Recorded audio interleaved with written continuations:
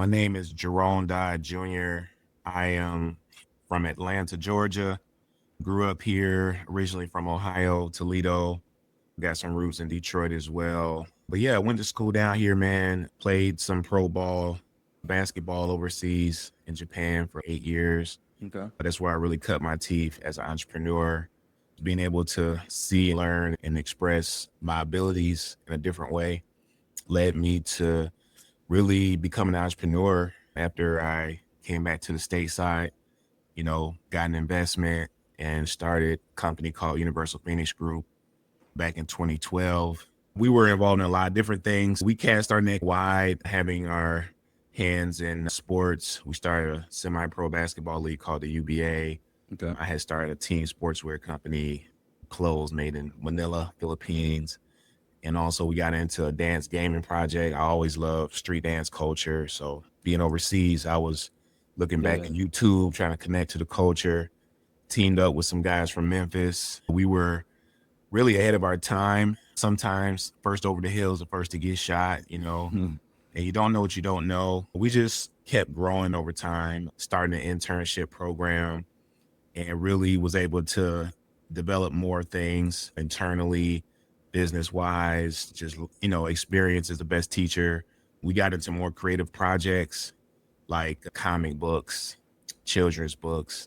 We got into the games. That very first dance game we attempted to make never came to life, but we pivoted and we did create the first ever AR mocap street dance game for mobile, iPhone, Android. It was called Memphis Jookin AR Dancer.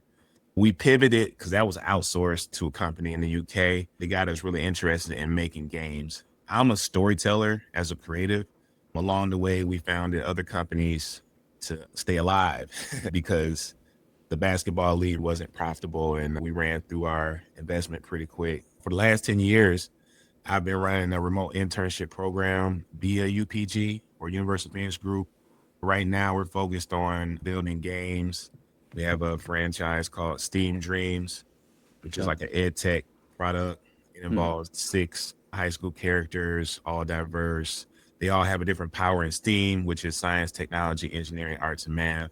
Okay. To date, we have published a demo on Steam. That's a PC game earlier this year, working on the final product there. We have comic books. We have like 10 comics that's completed. And we also have a VR game. We have a demo that we just completed for that as well. So I also been in education for last 7-8 years through another company called Steam Teams Academics. So this was kind of an offshoot of, being in that space. But yeah, man, we make games, all kinds of things. We have a platform coming out. It's called Indie Book. So that's an ebook, e-product, marketplace, and social networking site. Also, that is going to Web3 eventually, but we're starting as a Web2 company, just onboard people, educate people, and give them choices and really solve a problem that like a lot of indie publishers have, and that's like marketing, building community.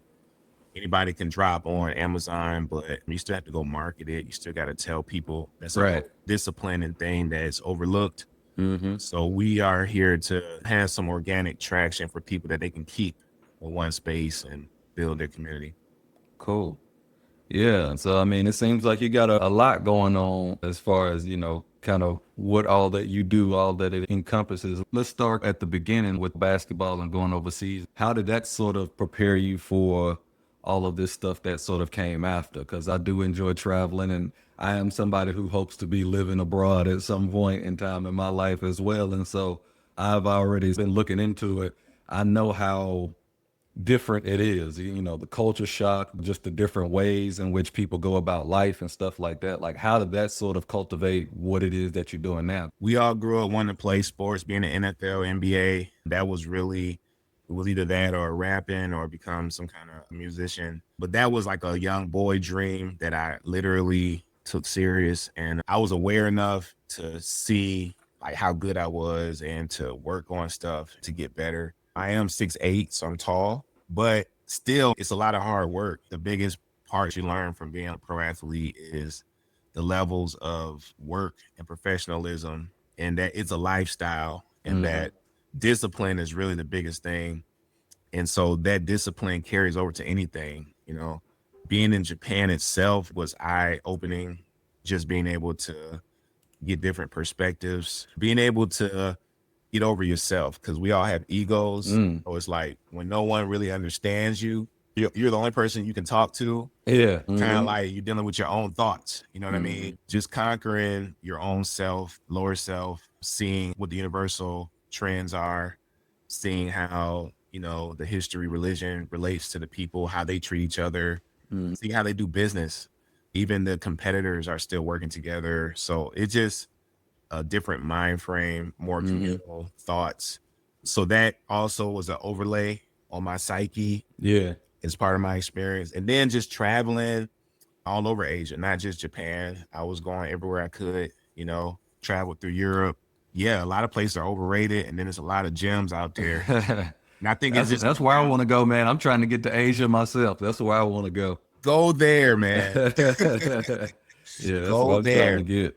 Yeah, because it's just like when it's a homogeneous society, the people usually treat each other better, and it's just usually less conflict. You know what I mean? Some place like America, they want to come here. They think this is like the promised land, you know? Yeah. And I just be like, yo, it's not all that it's cracked up to be. But Yeah. it's that thing like, you know, like NBA players, they give their kids everything. They don't want them to go through all of the struggle, the hood, all that stuff. But it's like that's what made you. So Right. it's like you can make it easier or you can go that easy route, but it affects your toughness. It's and being able to become a diamond from coal. So it's a give take, you know? Yeah. Yeah, for sure. And I was always told that as an American or as someone who comes across the water, they automatically assume you got money anyway. If you can afford a $2,000 plane ticket, if you can Okay. afford to make it over here, I already know you got a little money because I know they don't make a ton of money. But I mean, I'm just sure that those experiences, and like you said, they want to come over here. Let me But put some perspective on that, because like Japan, I mean, they have money. You go to Philippines, they working for pennies. my And so you goodness go over me. there, a 9 to 5 working, go in there and walk around like a king. I've been hearing a lot of stories from Thailand. Like a lot of brothers is out there, nice, and you know what I'm saying. I guess if you can make money online, or Yeah, it's a lot of digital nomad communities and a lot of online work, which, you know, technically this is online work. You know what I'm saying? Yeah, it's a lot of avenues for people to sort of branch out. And I think it's important to do because I think just that experience is invaluable. You know what I'm saying? You can only learn so much in a book or on the internet. You know what I'm saying? Being in certain places and being able to physically touch stuff. the more you Is, travel, the more yeah, intelligent you become, because for you just sure. getting more strains of experience, and it's like you put Yeah, it all together, and now you cross reference it. You're like, oh nah, I know what this is, I know what that is, and I know yeah. where I want to be now. So Exactly. After basketball, because obviously there had to been a point where you were like, okay, either I'm gonna keep playing or I'm gonna pivot and do something else, or however that worked itself out for you. Like, what was the next step after basketball? You said you've always been sort of like a storyteller and stuff like that. So how did all of that start to come into play as the basketball might have started to wind down? when I got my first contract, it was in Saitama Broncos, but I already had my uniform business. So when they brought me in Tokyo to do the contract, I was also teaching English at this time. So I was living in another city, bought a bullet train on my day off, and was like, okay, I'm gonna go do this real quick, but I got to get back.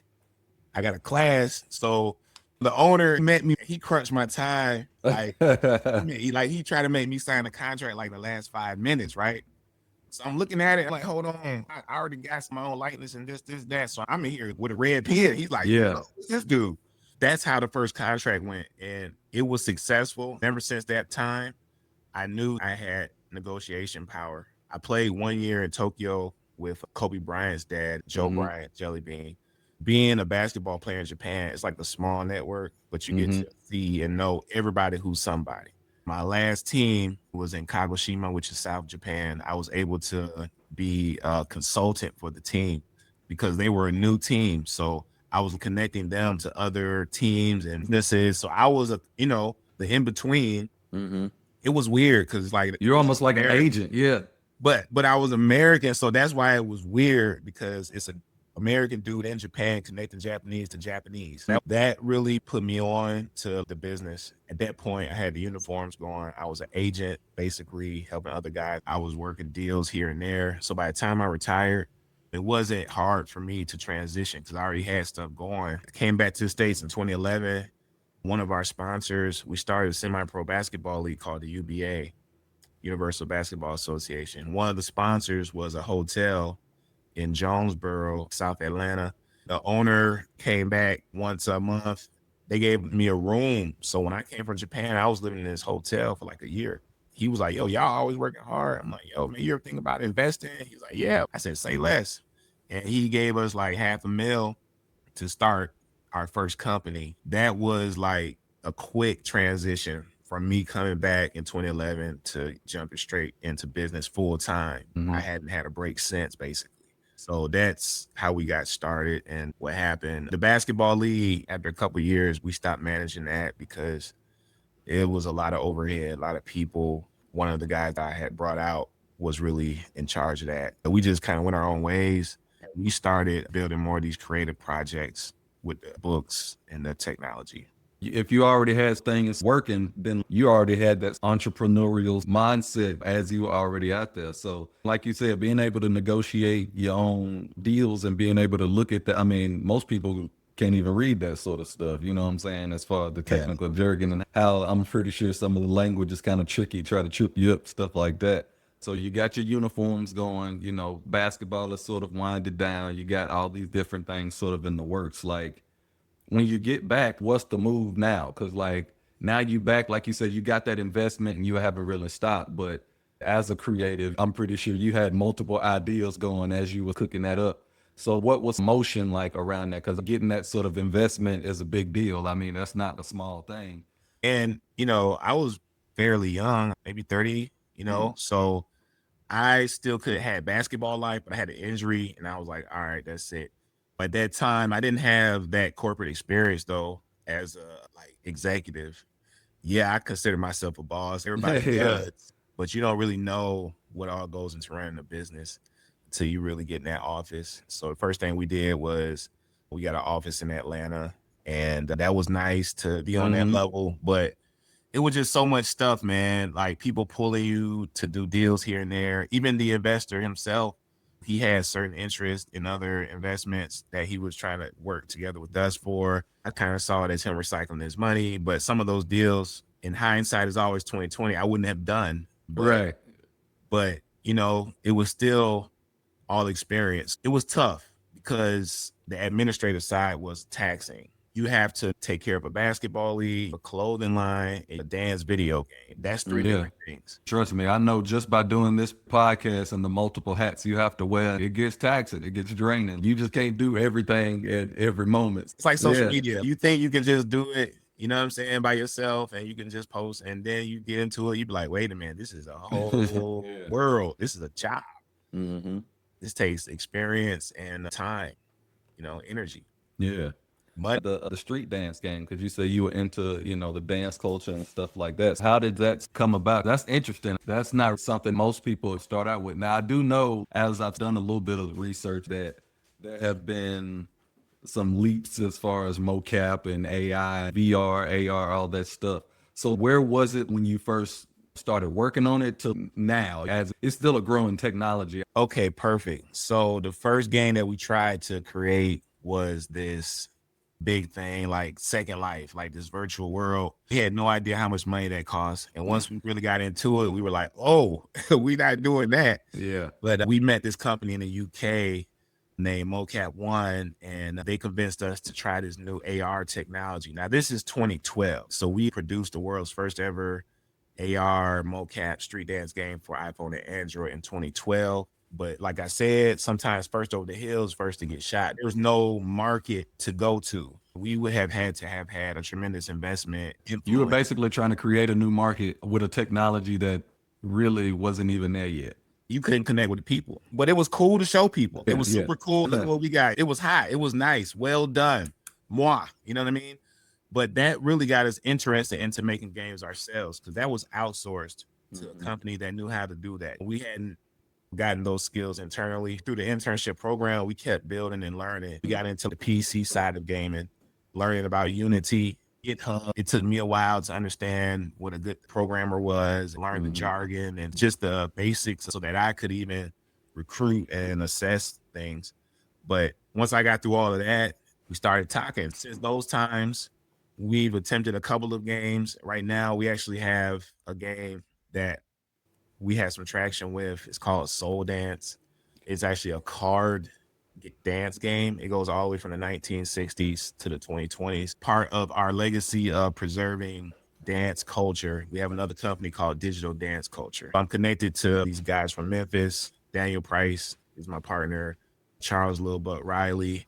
We've been rocking for years and have a network of street dancers in the country from all the major dance cities and cultures, working with some of the old school legends like Boogaloo Shrimp. Our thing is paying it forward to those elders and OGs who paved the way. It's like the old guys in the NBA who never got paid the millions. We got to do something about this. You know how much money is being made off of hip hop and these dance styles and all this stuff. Even like Fortnite and all these companies, they're making money off the culture. And those guys who were pioneers, they don't have a space or no one's created a space for them. So that's what we're doing. Taking iconic people that we know in our network and we're building with them. We're working with people like that as consultants. They're telling us all the scoop on the dance moves, what was happening, old stories. It's fun working in this space. And yeah, we're looking forward to that. We also are working with a new technology called Moja, which is built by One Self World. Shout out to Derek and Cummings over there. They have some things that are going to be really interesting. It's going to be some interactive cinematics in the game. So yeah, you'll be able to build different decks basically over different decades. So the 60s has a different deck. I don't know if you know about video games and card games like the Yu-Gi-Oh or Hearthstone. I play Yu-Gi-Oh Master, so I mean, yeah. So you know what's up. Imagine you at a family reunion and y'all playing this card game, you with your old folks and you lose, you got to do the twist. I see. But I'm not saying that's how it would go. I'm just saying like it's a one-on-one. That thing. Yeah, it's a single player and a multiplayer game, but it's digging in on the culture, the old dances, the old music. It also has a rhythm component in it. So it's a cool concept, man. And we are looking to get it out real soon. Shout out to Memphis. I'm from Nashville, so I mean, you know, right down the street. Memphis, them my kin folks. You know what I'm saying? So, yeah, I hear you, man. Yeah, shout out to them, man. Yeah. So basically, you kind of gave a rundown of that game and what that entails. You also mentioned a few other things as far as Steam and stuff like that. So just give a rundown of all the stuff that people can sort of find, like all the games and stuff that you sort of connected to, so people can kind of find them. Yeah, I would recommend the easiest way to see the different projects we're working on is to check out Block by Block Publishing. That is a B3 Pub. Block by Block is another entity that we created, which is a game development and publishing company. So that's the master board. You can get to all of our projects from there. To sum it up, we published a game called High Flyer earlier this year on Steam. It's a 2D infinite scroller game. That's a branch off of a bigger tree called Crypto Chronic. Okay. It's cannabis themed gaming and NFT project that we have going on. That's what's up. Yeah. Outside of that, we have another company called Steam Dreams Studios, the holding company for Steam Dreams, the franchise, which is an ed tech product. And as I said, it involves, you know, the high school kids. The target market is all primary school students and young adults. We have different products for different things. We have a PC game. We have a VR game. You can go on Steam right now and look up Steam Dreams. The VR game is called Steam Dreams Crystal Codex. It has a different theme. The first game is more like it's in school. You know, you're going from classroom to classroom, RPG / esport genre. The second game, the VR game, you're in this ancient civilization, traversing these awesome biomes and trying to unlock these crystal cores. So it's a lot like old technology. And so it's dealing more in the fantasy space. Crystal Codex. Okay. And we're bringing those two things together in an animated series as well. So we're working on a pilot for that. And we have the great Johnny Gibbs helping us out. He works at Pixar. We're gathering all of our friends and people that we have in the industry to make the quality of everything we do the best it can be. And excited to be at this space now. We have a lot of opportunities. I've been on tour pretty much this whole year, going to different ed tech conferences, presenting STEAM Dreams. We started the year off Georgia Tech STEAM Leadership Conference. We were at GDC, Southern Fried Gaming Expo, several county STEAM or STEM symposiums. And also we'll be doing FETC, which is one of the biggest in the country, that's down in Orlando in January. Promote anything you got coming that you want people to know about, you know, anything like that. Yeah, first of all, I want to shout out to you and the platform, Jams and Appreciate it. Joysticks. I appreciate, you know what I'm saying, having me here as a guest. And I definitely support you guys and everything you got going. For us, our main thing is building community and awareness of what we're doing. So check us out online, Block by Block Publishing, Steam Dreams, Universal Phoenix Group, Digital Dance Culture. We need to build our community. If you're an independent publisher and you make books or comics, if you're an artist or writer, definitely go to Indie Book. That is INDE hyphen or slash book.com. You can set up your account. We're paying content creators 80%. You get a chance to build your community there as well. Now we are new, so there's not 10 million users yet. Be part of that first ring of content creators and publishers. We'll give you exclusive marketing perks, and you'll be part of our inner circle family. So as we grow, you'll be on that first tier of marketing as we move forward. So that's pretty much, man, what I would say. You know, you can find me online or my email, you know, is the best way to reach me. LinkedIn probably is the best way. Gotcha. Yeah, just look me up on LinkedIn. I'm always trying to connect with people and move agendas forward. I'm a giver, so I'm here to help and build with people. You know what I'm saying? Like bring like minds together. Like that's just my nature. So anywhere where we can shine together, it's even better. Appreciate you.